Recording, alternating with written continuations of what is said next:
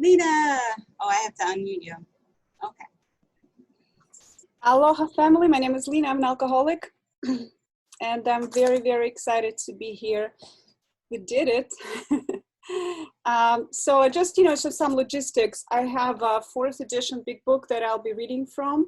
So I suggest that you have the same book in front of you. If you don't have the 4th edition big book, let's say if you have a 3rd edition or study edition, you might not have all of the forewords and prefaces, because that's where we're going to start. We're going to start from the very beginning of the book. So, so if you don't have that, I believe Sasha has, right, a link to a big book that you guys can use at least online, and it will have all of the material that I will be covering today. Does anybody have any logistical questions, difficulties, or anything? Then write to Sasha if you do. So that was easy. So I just wanted to start maybe like with a couple of words on the set-aside prayer, because I think it really, it's very important to kind of establish our intention with this material. The big book is written nothing like any other book that I've ever written, right? It's not really, it is a basic text, but it's written from the experience of many people who've done certain things, and they just come to us with this offering of, if you want to do it, do it. But it's not really what they share. It's not a process of acquisition of knowledge, right? What happens during the process of the 12 steps as we move forward and we do it in a meditative and prayerful way, what happens is sort of the uncovering, right? What happens is freeing up, opening up to a grace. Because I don't believe that we can actually will our way through the 12 steps into a spiritual awakening. It doesn't necessarily work there, because just the willing through is the resource that's actually in the way of a spiritual awakening. So from these different thoughts, they are located in different parts of the book. This prayer has been compiled, right? The prayer of to set aside what I think I knew.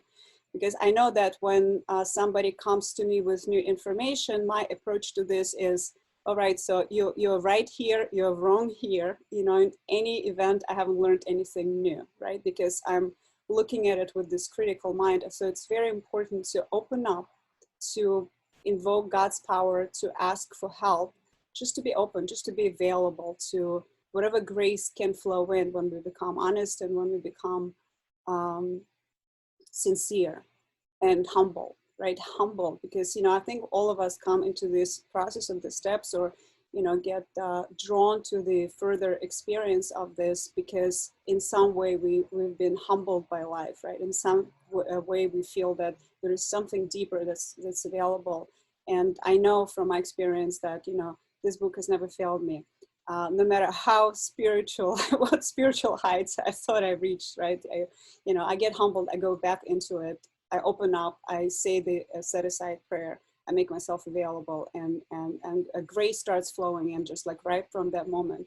So that's just sort of a side note on an attitude, because I think it's very important, if we come to this with, with our pen and paper, ready to write down and memorize and just acquire the knowledge, it's not necessarily going to give us what this book has to offer, which is a transmission of particular type of consciousness, right? It's like we're talking about, acquiring something out of a completely different dimension. And so we need God's help from the very beginning, from the very start, every time, right? Every time we go to this. And so I start with the, on the first, and an unmarked page. My unmarked page says, well, actually I do have a blank page. But the one that has writing on it says Alcoholics Anonymous. Then I open it up, and on the left there is a listing of other literature, and I will briefly go to that as well. But primarily I want to look at the title page, Alcoholics Anonymous. And here I need my glasses. The story of how many thousands of men and women have recovered from alcoholism. And this is in the 4th edition, right? In the 1st edition, it was just 100 men and women. Here we have about many thousands of men and women, a broader promise, so to speak. And the promise is have recovered, right, have recovered. And we'll talk a little bit more about it because the word recovered is very generously used in this literature. It does have a meaning. It's an accurate word in terms of what happens to us. So I'll go a little bit back to this. And so interestingly, right, so what it says is the story of, right? So the story of, so it lays out the experience. So from that point of view, it's a very unique literature. Like it's not a textbook that gives us instructions, though it gives us direct, precise instructions of what they have done. And so the book has no author, right? You don't see the author here. I believe that the GSO still protects the anonymity of our founders. So the person who wrote this book primarily was one of our co-founders, Bill Wilson. There is one chapter in this book that was written by somebody who was incredibly instrumental in the creation and publishing of the big book. Actually, let me just do my screen because mine has something that's not here anymore. So, so this is how, at some point, our title page used to look. So it also had this symbol, the spiritual, very old spiritual symbol. It's not necessarily ours. We call it a circle and triangle. It became, we associated many, this right now we associate it often with AA. Unfortunately, we lost the copyright for it. Just like we lost our rights to the manuscript of this book, and we've done lots of mistakes, and in the spirit of our traditions, we deemed it to be an outside cause. So we never really pursue the litigation fully to regain this or the possession, the ownership of the manuscript, because that would jeopardize our unity. And that's another very important thing that, we'll be talking about, how traditions were being born, with the fellowship. But here is a circle and triangle. So it's a cheat thing, right? So it's not really in the book, but it's here in the book. And, just like I'll explain to you why it's important to me. I came to the fellowship in 2000. I was getting sober, and I was working in Manhattan. I lived in Hoboken. It's like, it's a very populated place across the Hudson River. So there were literally like 20 meetings available to me, like, in a week, probably 40. So I could go to as many meetings as possible. And I went there for certain periods of time, and God granted me the physical sobriety as I was getting sicker and sicker in the fellowship, because I never really heard about, this piece, right? That's what I will explain to you right now. So it's very important for me when I work with somebody, we go here and we look at this and we sort of find our place in what is that we do, like what's the solution to alcoholism. And right here, it's what our book will explain to us. And one of us will be going through this, I'm sure, in excruciating detail, because there is so much written about the first step and the disease of alcoholism. But right here, just trust me. So it's a threefold disease, right? We have a disease which involves our body, our mind, and our spirit. And so we also have a threefold solution to this. And the solution that deals with the physical aspect, right? Sobering up, fellowshipping, going to diners together, meeting together, going to meetings, opening meetings, growing meetings, serving at meetings, right? So that's the unity part of it, right? The unity has incredible power. When you have many meetings, you get to feel accepted, you get to feel loved, you get to feel non-judged. It really has a very strong power, the power of the fellowship. And the first 2 years of my recovery, I was trying to stay sober just on the power of the fellowship, right? And that's the, these are the groups, right? This is AA in large.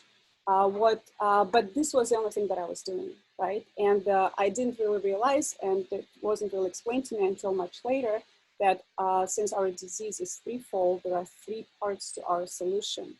And fellowship is just one of them. So the unity part, I got it, but there is also recovery. And that's what this book is about, right? The first 164 pages of this book, they lay out the program of recovery that actually helps us to overcome the mental obsession, right? The mental element of it by really addressing our spiritual condition. And that's what it is. So the 12 steps of Alcoholics Anonymous, and that actually in this circle and triangle, it's the basis of it, right? It's what everything holds on. That's the personal recovery. That's how we get recovered, right? Recovered from a seemingly a hopeless state of mind and body, recovered from emotional dis-ease, and recovered from spiritual malady and all of its manifestations, right? Recovered from inability to live life.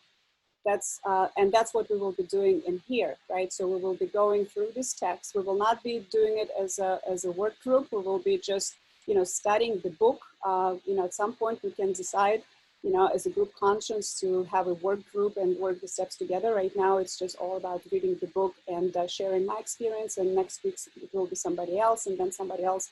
So we have a lot of people in this group who actually have the experience that they can share. And and the right aspect of the circle and triangle, the service, and that corresponds to 12 concepts that were born a little bit later, right? It's all started with the personal recovery, then a fellowship was added, and 12 traditions were written and became sort of our law, or it's not necessarily a law, but they became our guides after the first convention in Cleveland when they were accepted. And later on, the concepts of service at the level of the structure, service, help to other alcoholics, that's another piece. That's where we live. Actually, AA compared to other spiritual paths, it's a service path, right? The trajectory of what we do, of all of this work, is going there.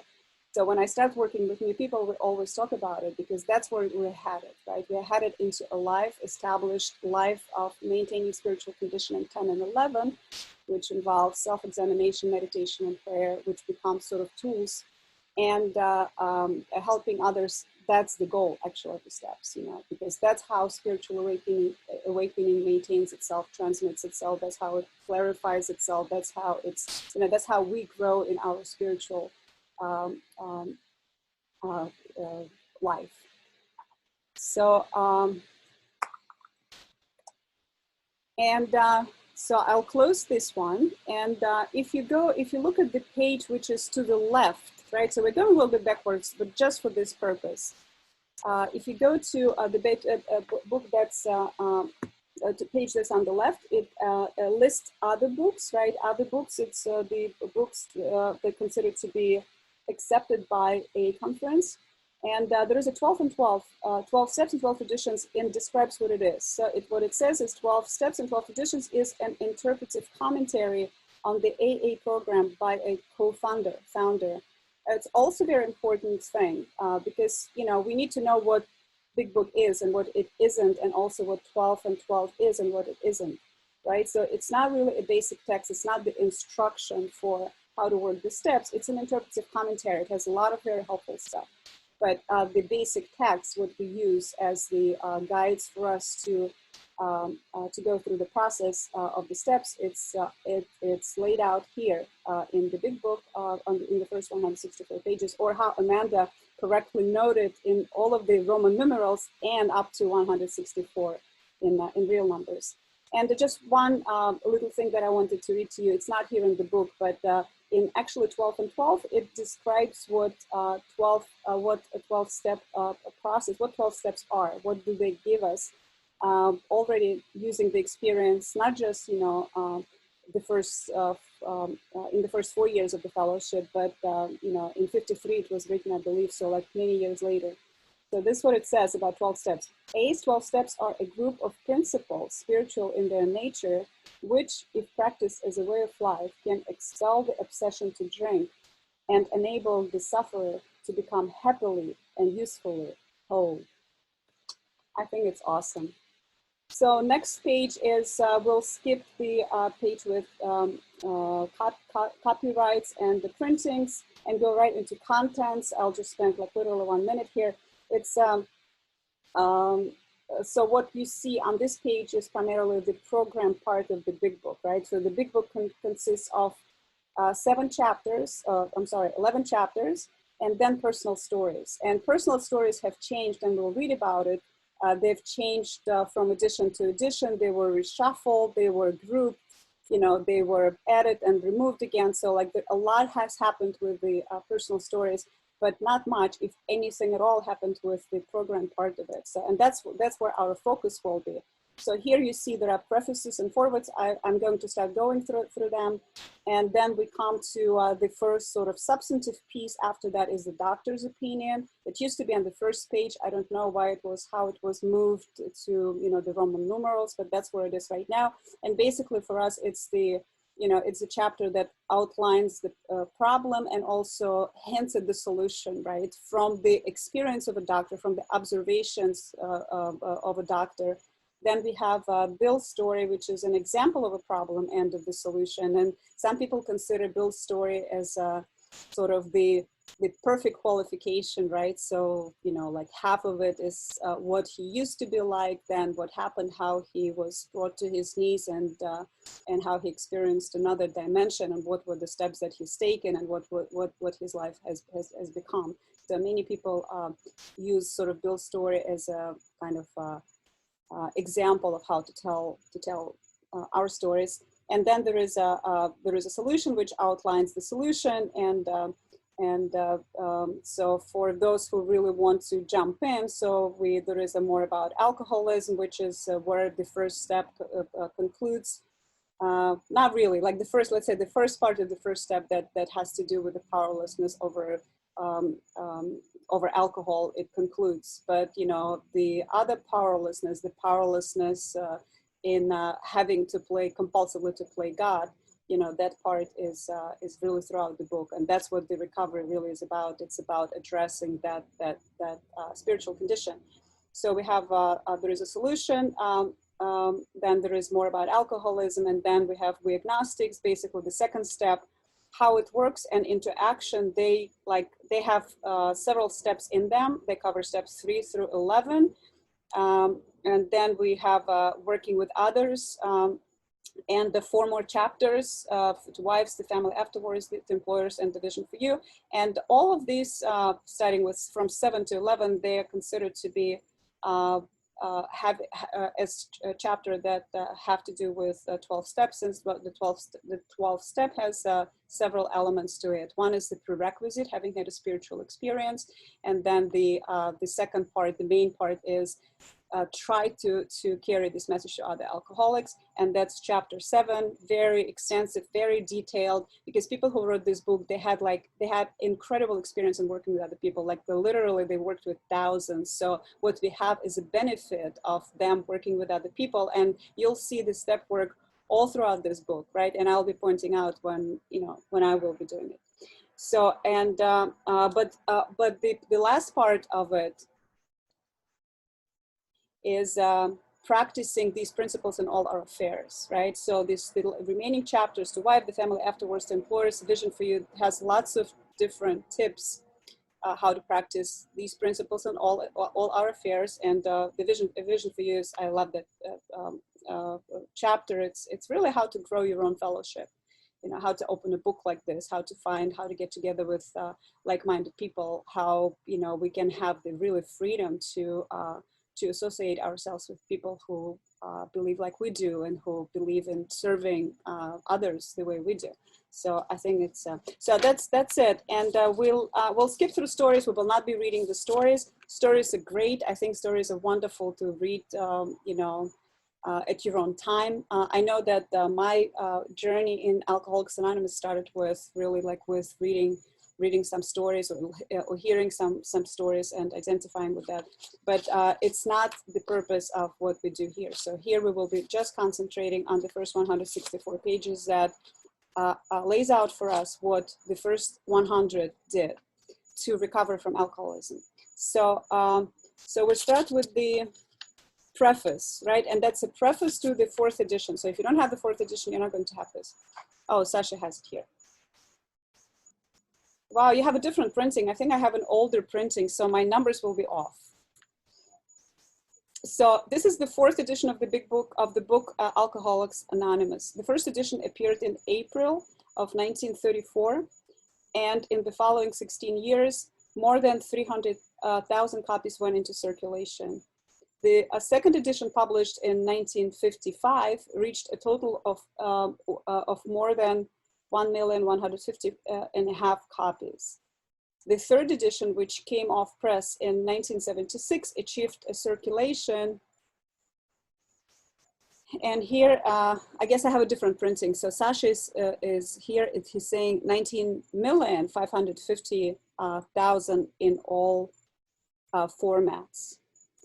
And here's important, because this book has become the basic text for our society. Society is the Fellowship of Alcoholics Anonymous, and has helped such large number of alcoholic men and women to recovery, right? So the basic text for recovery. There exists strong sentiment against any radical changes being made to it.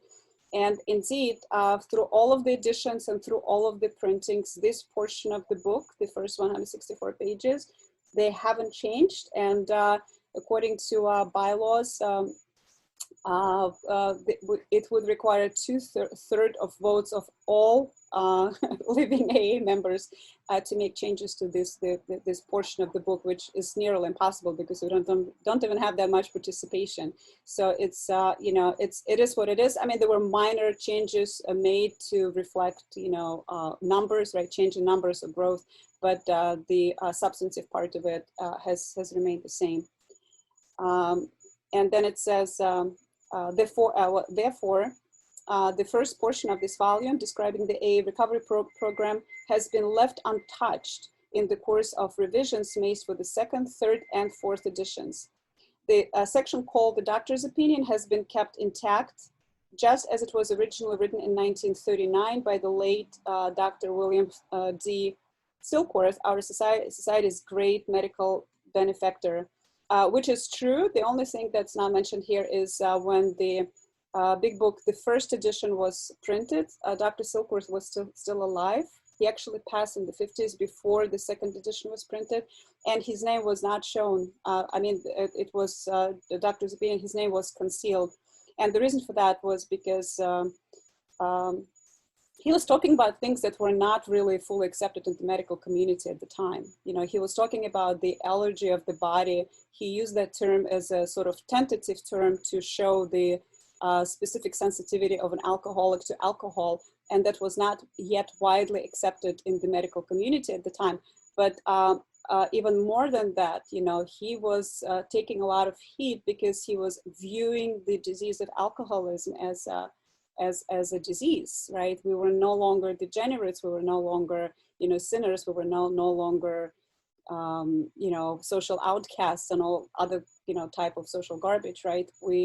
He started talking about it as a disease, and starting with the publishing of the big book, that's when the public opinion on the subject started turning, right? Gradually bringing us into the situation when, you can come to your employer if you have an employment and just say send me to rehab, and they will do it, and it will be all covered and will be completely anonymous, right? You'll get help actually. But also what Dr. Silkworth talked about that was also very unpopular among doctors is he was making an honest admission that medical community has not done much and is not really capable of helping alcoholics to the extent that they can help themselves through this fellowship and through this program. So it's a huge endorsement of the book and of the contents of the book that he's given us. And he remained anonymous until his death. And then his name was added with the second edition, and so it continued. And here's some technical stuff also. The second edition added the appendices, the 12 traditions. But I'm not going to go much into detail because there'll be time for that when we go to into the text a little later.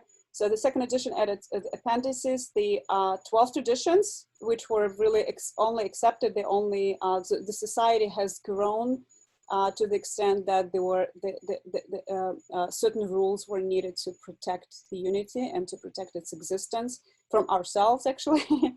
So that was a huge leap that Bill Wilson, who in my mind is like a really great visionary, has taken, and he's taken the steps to protect us, to protect our society for people who came later and who are now active members of it.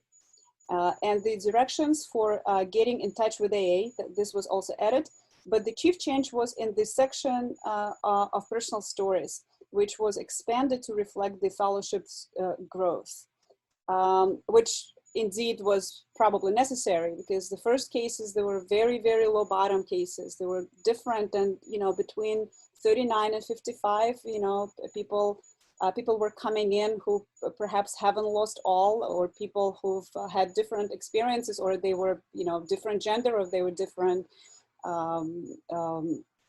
sexual orientation, or they were different professions, different interests. So like as fellowship was getting more diverse, more chapters were added.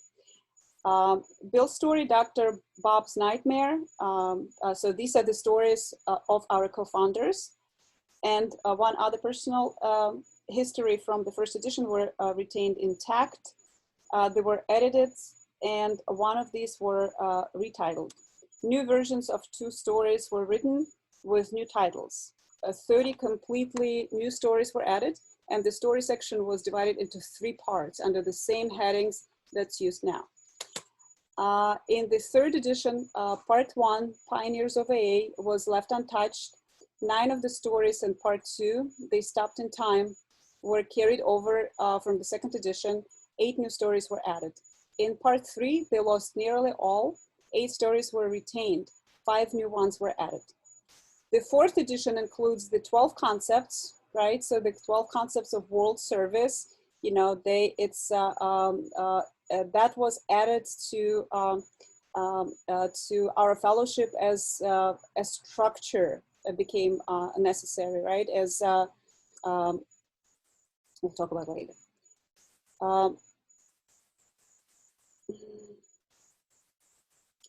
And revises the 3 sections of personal stories as follows. 1 new story has been added to part 1, and 2 that originally appeared in part 3 have been repositioned there. 6 stories have been deleted. 6 of the stories in part 2 have been carried over. 11 new ones have been added and 11 taken out. Part 3 now includes 12 new stories.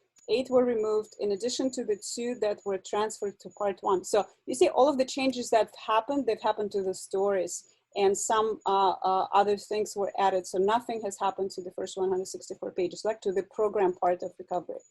All changes made over the years in the big book, which is AA members' fond nickname for this volume, have had the same purpose: to represent the current membership of Alcoholics Anonymous more accurately, and thereby to reach more alcoholics. If you have a drinking problem, we hope that you may pause in reading one of the 42 personal stories and think, yes, that happened to me. Or more important, yes, I felt like that. Or most important, yes, I believe this program can work for me too, right? Because all of these stories, they do transmit a certain transformation. You know, I know that, you know, that's how I got touched. That's how I got in the rooms of AA. That's how I got brought into the process of recovery through identifying with other members.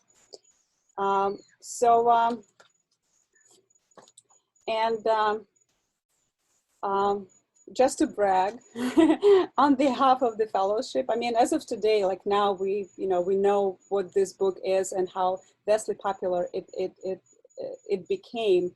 It hasn't been like this from the very beginning, right? So we're going to go to the forward to the first edition, and you know we see completely different statistic. And that was the time when they were like literally flying in the dark, like they had no idea what was going to happen with the big book.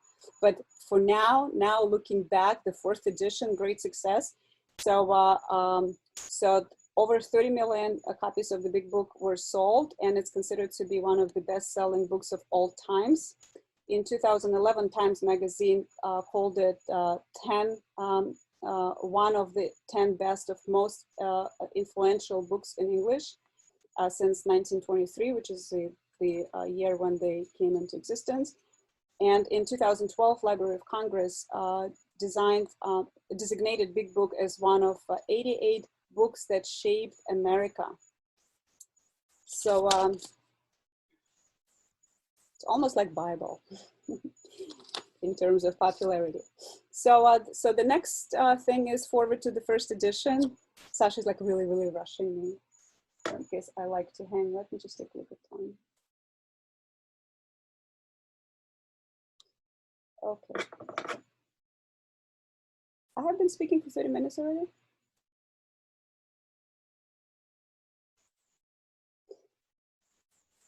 Okay. All right. So forward to the first edition. This is the forward as it appeared in the first printing of the first edition in 1939. So that was a very, very lonely and very uncertain time for Alcoholics Anonymous. Seriously, you know, like there was no fellowship of Alcoholics Anonymous yet. It was just being formed. You know, there were two, when they started writing it, there were two groups. One was in Akron and one was in New York. And they didn't even know, that they didn't even feel that they actually had the fellowship, right? They sat together in 1937 and they started talking, and they realized that there is something that's happening, right? So there is a certain number of people, some of them come and go, but there is a certain, you know, base of people who have actually had a spiritual awakening and recovered from alcoholism. And that was the point, you know, when, you know, they started talking. So how can we actually promote this message? And the idea was to write the book. And there were, and it's how they wrote the book. It's a separate, very interesting, long, rich, incredible, hilarious story. But here it is. So the first printing was only 4,650 pages, but it contains lots of enthusiasm in it. I mean, I read it. So we of Alcoholics Anonymous are more than 100 men and women who have recovered from a seemingly hopeless state of mind and body. To show other alcoholics precisely how we have recovered is the main purpose of this book. So the word recovered, right? We saw it on the first page. We see it here twice. We will see it further in the book. So what do they mean when they say recovered? Because, you know, I know that a lot of people in the fellowship take an issue with this term. What do you mean recovered? We never recover, we are recovering. So there are two terms here, you know, in a different part in the big book, it says we are not cured from alcoholism. What does it mean to be cured? It means that the disease goes away, right? So like the disease itself is taken away. But what they use is the recover. To recover means to recover from the symptoms of the disease. So they're actually using the correct terms here. So we get recovered from the symptoms of the disease. So we're not cured. So I suffer from the allergy of the body. I don't have to test it. I absolutely know that if I start drinking tomorrow, my body will respond to alcohol in the same way it was responding 20 years ago when I came into these rooms, right? So an allergic reaction will trigger, and, you know, I will, you know, lose control, and, you know, on and on and on and on. So the body still has that. So I'm not cured, but I'm recovered, right? I'm recovered from the symptoms. I don't need to drink. I don't have thoughts of alcohol. I don't have the spiritual condition that fuels this thought that I need to medicate myself anymore. And what we usually cite as, you know, what does it mean to be recovered? How does it feel to be recovered? Is experientially, we usually look at the 10-step promises. We'll read them at the end of this meeting. But for now, it's on page 84. Sasha, if you want to open it, you don't have to open it. At the very bottom of it, 884, and this is what it says. And we have ceased fighting anything or anyone, even alcohol, for by this time sanity will have returned. And sanity is the truth about alcohol, and frankly, sanity is the truth about, you know, whether we need to continue fighting everything, right? It's a humbling statement. We will seldom be interested in liquor. If tempted, we'll recoil from it as from a hot flame. We react sanely and normally, and we will find that this has happened automatically. We will see that our new attitude toward liquor has been given us without any thought or effort on our part. It just comes. That is the miracle of it. We are not fighting it, neither are we avoiding temptation.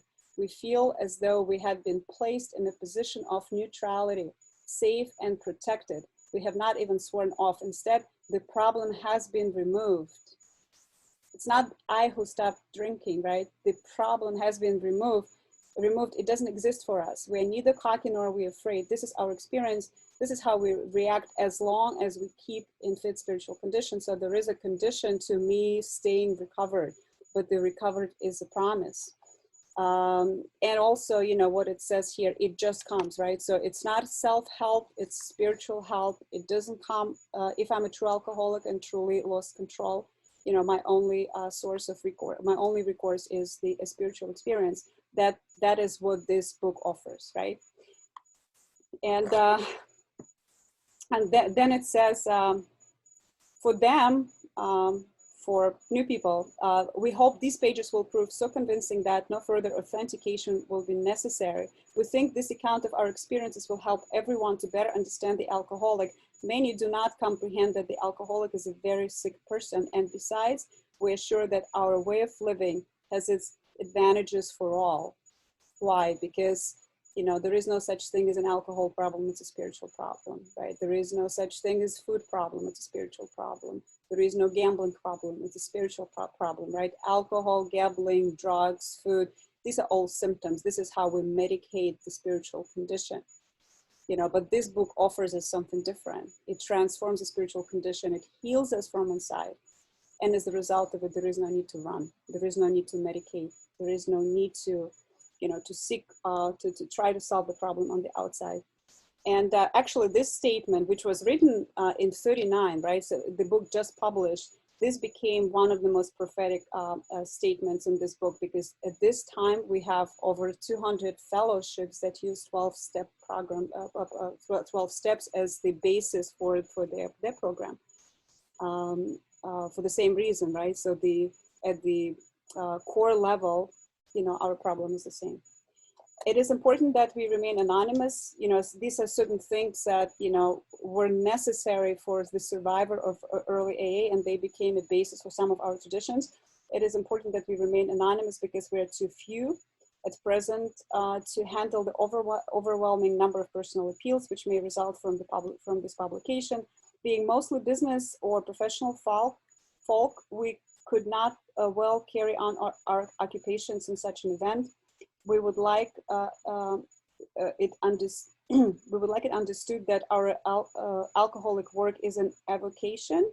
So avocation it's our number one priority, but it's not our life, right? So it takes big part of our you know, time and our effort, but it's not the only thing that we do. When writing or speaking publicly about alcoholism, we urge each of our fellowship to omit his personal name, designating himself instead as a member of Alcoholics Anonymous. So that's actually interesting, because at that point already they were caring not just about personal anonymity of the members, but also about the image of Alcoholics Anonymous and who represents them, and how it was important that we be represented by, you know, people who conceal their anonymity, right? They were thinking about, you know, the fellowship already. Very earnestly we ask the press also to observe this request, for otherwise we shall be greatly handicapped. We are not an organization in the conventional sense of the word. There are no fees or dues, so this probably reminds you of the preamble, right? So the preamble was compiled and published by Grapevine later with you know, with these different ideas. That in large also is a statement of our traditions. So the only requirement for membership is an honest desire to stop drinking. We're not allied with any particular faith, sect, or denomination, nor do we oppose anyone. We simply wish to be helpful to those who are afflicted. An interesting thing here is that the only requirement for membership is an honest desire to stop drinking. And you know, I always tell my girls that, you know, the requirement, it's sufficient to just want to stop drinking to be a member of Alcoholics Anonymous, but it's not sufficient for recovery from alcoholism, right? For recovery from alcoholism, we have this process that we need to work with our sponsor one-on-one, or maybe in a group, you know, with a guide, but it's in the works. The recovery from alcoholism is in the works. We shall be interested to hear from those who are getting results from this book, particularly those who have commenced work with other alcoholics. We should like to be helpful to such cases. Inquiry by scientific, medical, and religious societies will be welcomed. So, you know, they're appealing to public, to professionals, to communities, and that's actually a great sign of humility. we are willing to, to see what you think, because, then we haven't taken this position of superiority. This is our final, word. The actually humility of Alcoholics Anonymous, of us as a group, has really opened a lot of doors for us and helped us in many, many respects. And actually, I thought that I'll cover a portion of the second edition, but it doesn't look like I have time. So whoever is going to do it next time, I probably will stop just here.